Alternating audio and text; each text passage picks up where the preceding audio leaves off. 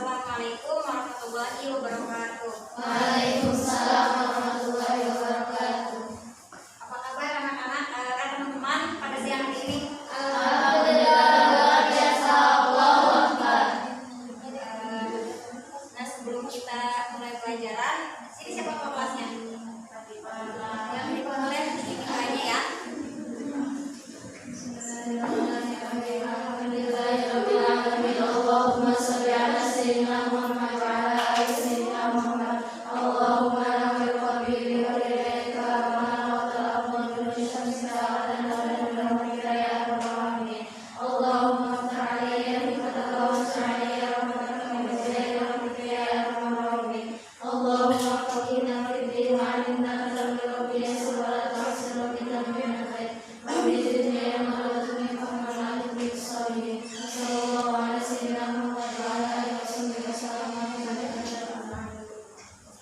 Nah, baik kita absen dulu ya.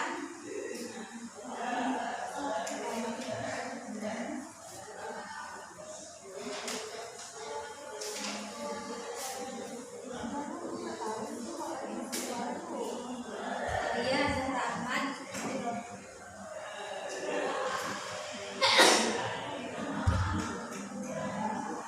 Almira Zali. Andini Putri. Debbie Williamsyah. Latifah Al-Haddad.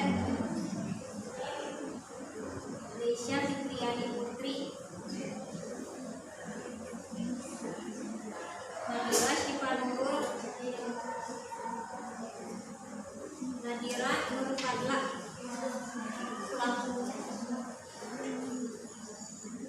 Nafisa Salsabila. Nanda Gita Hanan. Naila Widya. Neng Dewi. Novi Nurhaliza. Pinkan Salimah.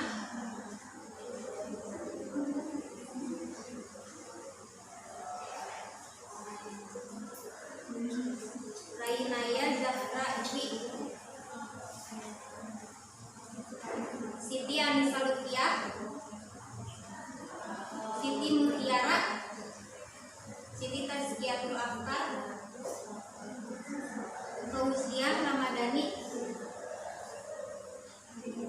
Ada yang belum buka absen? Kita semua ya.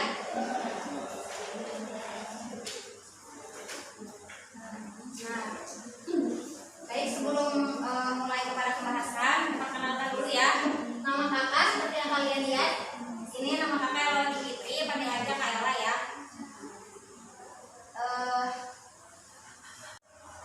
Nah, sebelum kita masuk ke pembelajaran mengenai khulafaur rasyidin ya, kita perlu tahu dulu tujuan dari pembelajaran kita pada hari ini. Yang pertama yaitu peserta didik dapat menjelaskan apa itu khulafaur rasyidin serta kebijakan dan strategi dakwah khulafaur rasyidin. Yang kedua yaitu peserta didik dan diharapkan dapat menuliskan ibrah atau pelajaran yang dapat diambil dari dakwah khulafaur rasyidin. Nah, ada yang tahu nggak?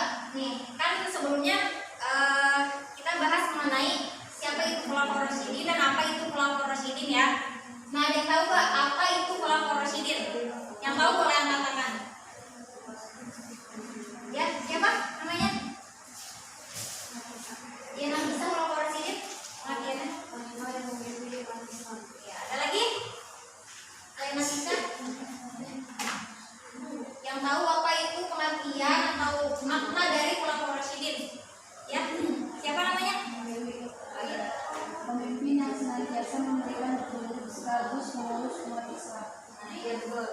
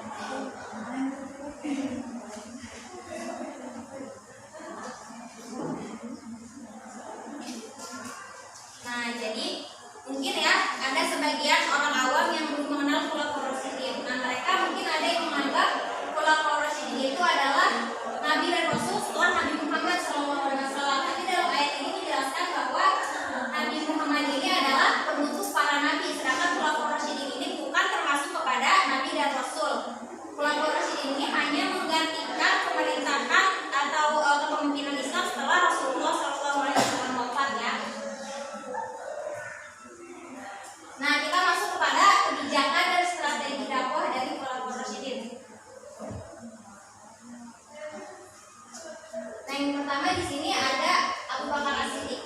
Nah, ada yang masih ingat nggak kenapa Abu Bakar ini mendapat gelar As-Siddiq?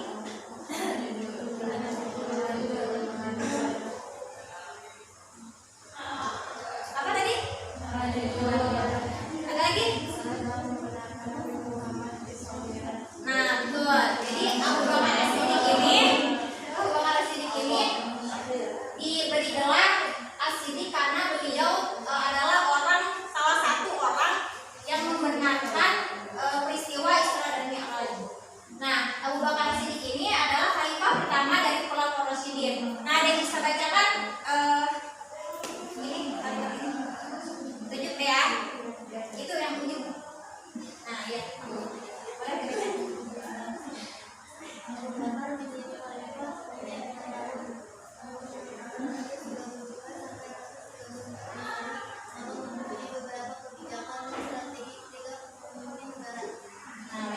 Nah, jadi Abu Bakar As-Siddiq ini adalah khalifah pertama dari Khulafaur Rasyidin. Nah, jadi beliau ini menjabat itu dari khalifah-khalifah yang lain itu hanya 2 tahun, yaitu paling singkat di antara khalifah-khalifah yang lain. Nah, maka dari 2 tahun tersebut Abu Bakar As-Siddiq memiliki beberapa kebijakan dan strategi dalam mendakwahkan Islam. Nah, yang pertama yaitu strateginya memarahi kaum murtad. Yang kedua yaitu ada pembukuan Al-Quran, dan yang terakhir ada perluasan wilayah baru atau disebut dengan futuhat. Nah, memarahi kaum murtad. Nah, pada masa Abu Bakar As-Siddiq itu, ketika Rasulullah sudah wafat, Abu Bakar As-Siddiq menggantikan Rasulullah.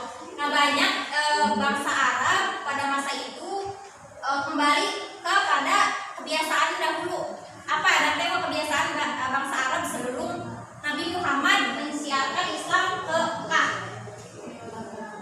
Menyembah berhala. Ada lagi nggak? Apa yang kecil suaranya? Apa sih? Nah, terus ada lagi nggak? Iya, terus? Nah, judi ya. Terus ada lagi nggak? Nah, jadi bangsa Arab itu dulu ketika Rasulullah SAW belum mendakwahkan Islam, itu rakyatnya banyak yang bisa kita sebut jahiliyah. Bodohnya itu bukan dalam artian ilmunya ya, tapi dalam artian adabnya. Ya seperti maksudnya pernah dibahas materi sebelumnya bahwa nah, jadi bangsa Arab itu kembali kepada kebiasaannya dahulu, yaitu jahiliyah ya, bisa kita sebut sebagai jahiliyah. Nah, tetapi di samping itu ada juga yang masih mempertahankan keislaman mereka dengan ada yang mempelopori kegiatan peperangan, yaitu seperti kita bisa lihat yaitu terjadinya perang Riddah untuk memberantas kaum murtad dan nabi palsu. Nah, jadi banyak ketika Rasulullah wafat itu banyak bermunculan nabi-nabi palsu, banyak bermunculan banyak orang yang murtad yang keluar dari agama Islam. Kemudian banyak juga yang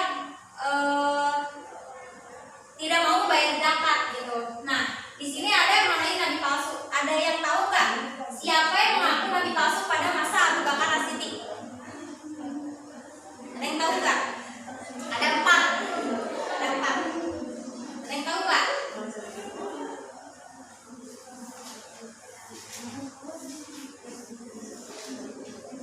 Pada masa pemerintahan Abu Bakar.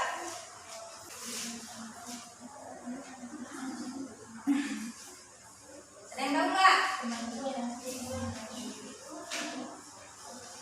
Nabi palsu pada masa Abu Bakar As-Siddiq. Nah, oke ya. Ada yang tahu nih berarti ya? Nah, jadi yang pertama itu ada Aswad Al-Ansi yang mengaku sebagai nabi palsu. Terus yang kedua yaitu ada Tulaihah bin Khuwailid Al-Asad. Nah, yang ketiga yaitu ada Malik bin Wairah, dan yang terakhir yaitu ada Musailamah Al-Kadzab. Nah, bisa dicatat ya kalau misalkan kalian nggak tahu, siapa tahu nanti ada lagi pertanyaan kayak gini, kalian udah punya catatannya ya.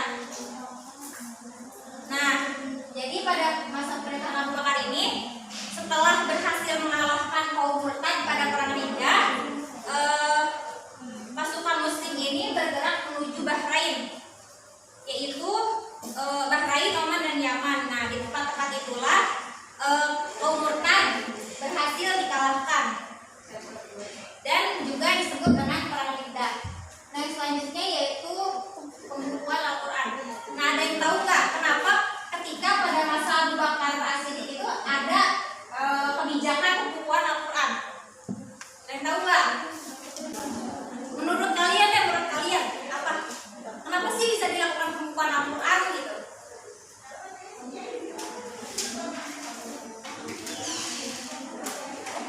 Oke, ditunjukkan pendapat kalian aja, pendapat kalian menurut kalian kenapa sih bisa dilakukan pembukuan Al-Quran? Oke, Nur Haliza mana? Menurut kamu apa? Biar gak ngantuk, biar berpikir. Ayo. Enggak, masa nggak tahu? Menurut kalian aja nih apa sih yang ada di pikiran kalian? Kenapa aturan itu dibukukan? Kita bisa kita rasakan manfaatnya sampai sekarang, gitu kan? Nah, apa? Memahami apa? Lebih mudah membacanya. Nah, terus ada lagi nggak? Ada lagi nggak? Ayo.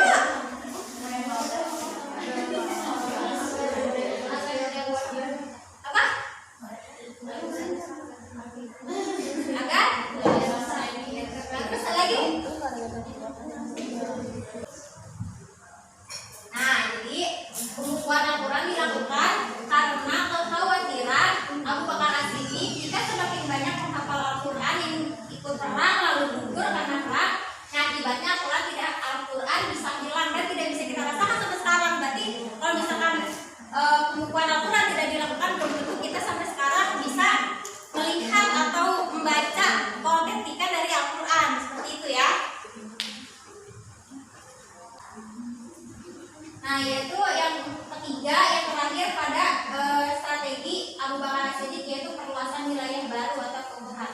Nah, Abu Bakar ini melakukan suatu upaya memperluas wilayah kekuasaan Islam, yaitu agar Islam dapat berkembang ke seluruh penjuru dunia. Nah, dalam konteks ini Abu Bakar As-Siddiq memperluas wilayah kekuasaan itu hingga ke daerah Syria.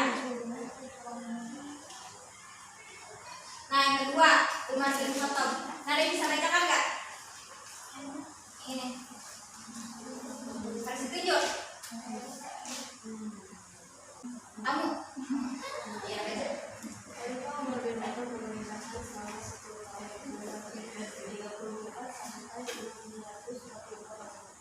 Nah, jadi Khalifah Umar bin Khattab ini adalah khalifah kedua dari Khulafaur Rasyidin yang memerintah selama 10 tahun dari 634 sampai 644 Masehi.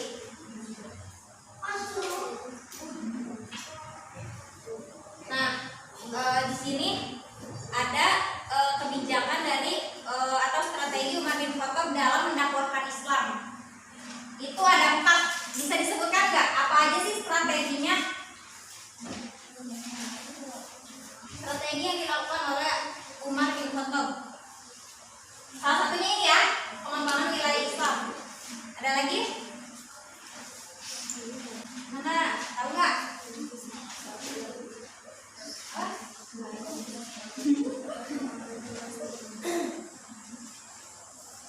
Kalian belum baca materinya ya sebelum masuk kelas ya?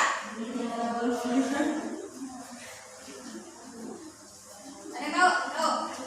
Yang kedua, strategi pemerintahan dari Umar bin Khattab yang kedua.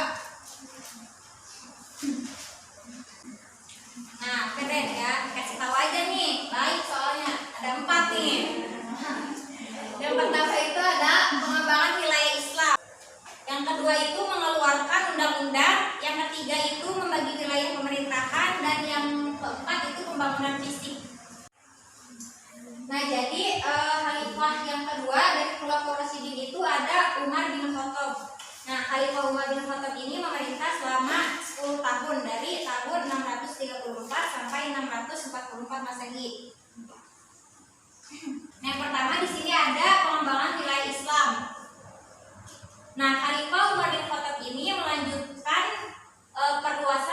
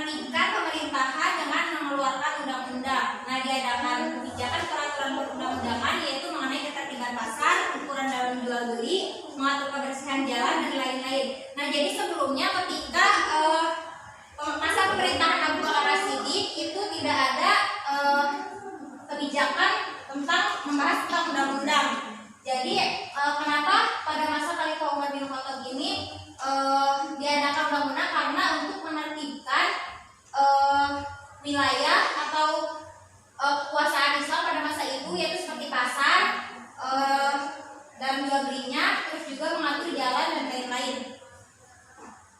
Yang ketiga yaitu ada membagi wilayah pemerintahan. Nah, Khalifah Umar bin Khattab juga membagi daerah menjadi beberapa daerah pemerintahan, yaitu pemerintahan pusat dan pemerintahan daerah.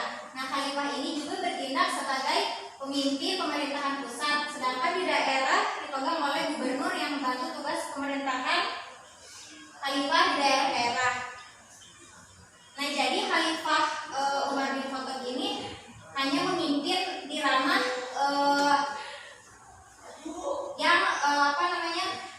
jadi Khalifah Umar bin Khattab ini hanya memerintah di bagian pemerintahan pusat, sedangkan pada pemerintahan di setiap daerahnya itu dipimpin oleh gubernur. Nah, yang keempat yaitu ada membentuk beberapa dewan. Nah, jadi pada masa Umar bin Khattab ini membentuk beberapa dewan agar setiap tugas negara itu berjalan dengan baik. Nah, Khalifah Umar bin Khattab itu membentuk beberapa dewan. Nah, diantaranya ada Dewan Pembendaharaan Negara, ada Dewan Militer. Nah, ia juga membentuk utusan kehakiman, di mana hakim yang terkenal pada waktu itu adalah Ali bin Abi Thalib. Ali bin Abi Thalib.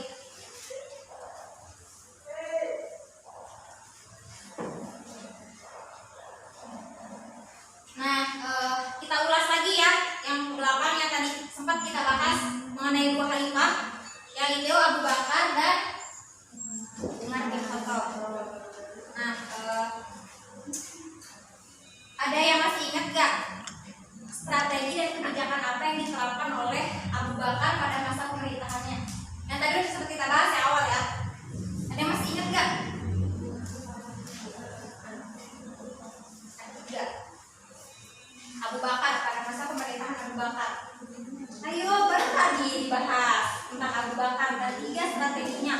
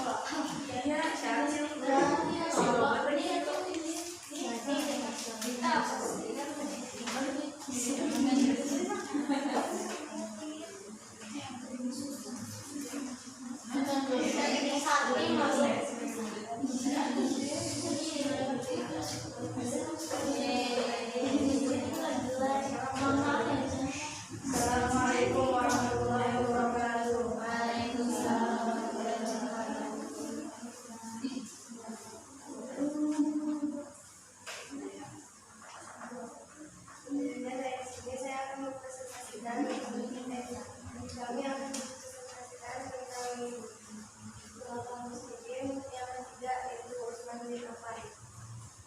Yang akan dibacakan oleh Bismillahirrahmanirrahim. Khulafaur Rasyidin yang ketiga yaitu Utsman bin Affan.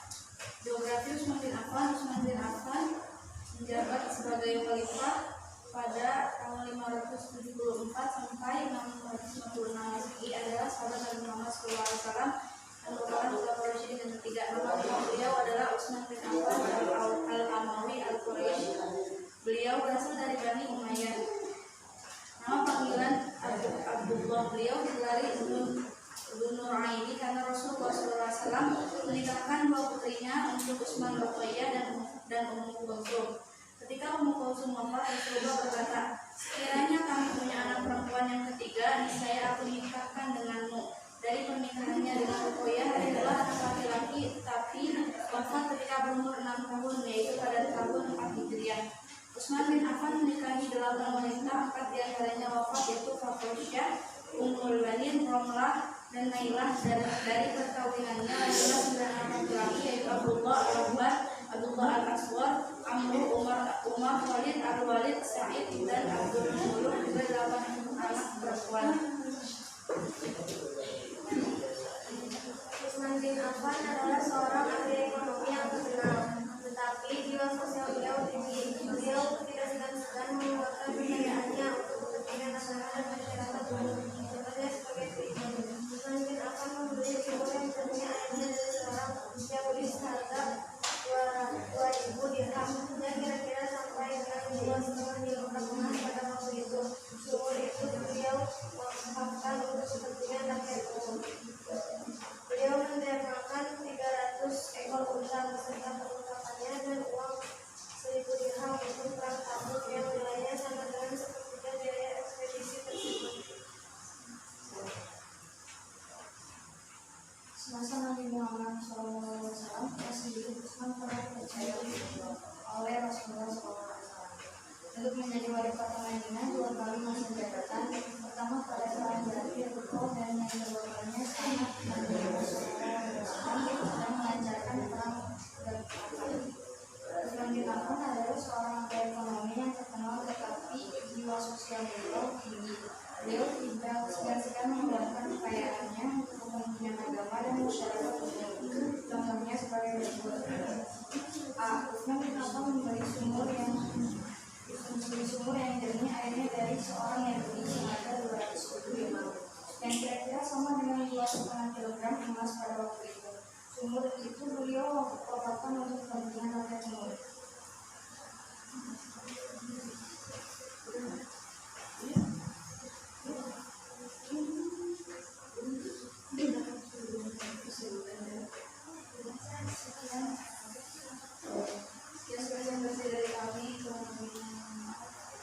Assalamualaikum warahmatullahi wabarakatuh.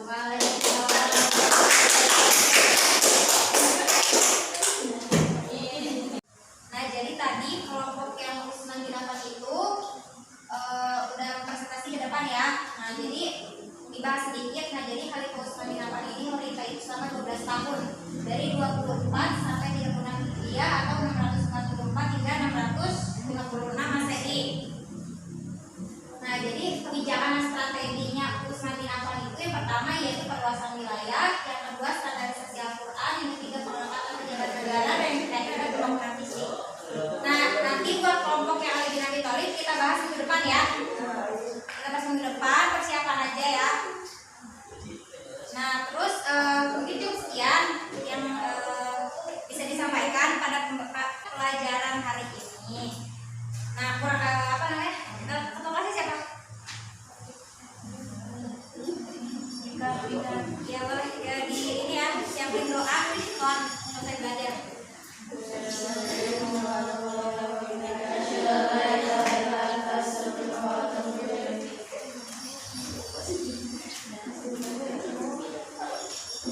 Makasih ya untuk waktunya.